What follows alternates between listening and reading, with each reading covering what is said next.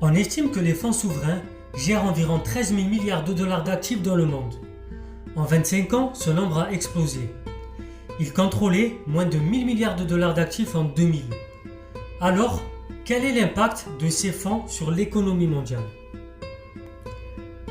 D'abord, en février 2025, le dernier exemple en date est celui de Donald Trump qui a signé un décret pour créer un fonds souverain américain.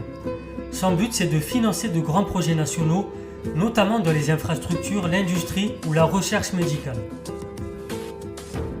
Avec ce projet, les États-Unis ne sont que le dernier exemple en date d'un phénomène plus large, la multiplication des fonds souverains.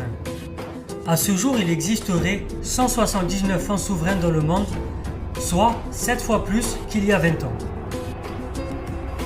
Depuis la création du premier fonds souverain par le Koweït en 1953, de plus en plus de pays ayant des rentes de ressources naturelles excédentaires justement, ou des excédents commerciaux ont créé leurs propres fonds.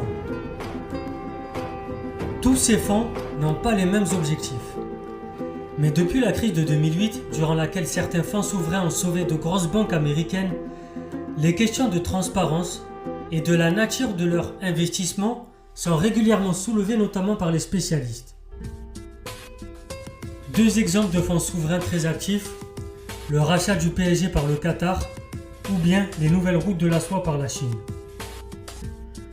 Par exemple, le QIA, celui du Qatar, a deux objectifs. Ce fonds souverain a pour rôle de diversifier les investissements et aussi de se rendre visible sur la scène internationale.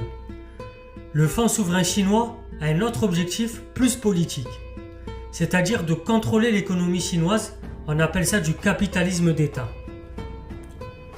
Bien sûr, on verra dans une vidéo spécifique ce qu'il en est concernant la Norvège et concernant Singapour. C'était Soso Lentello, abonnez-vous, partagez, likez, très chers citoyens éclairés.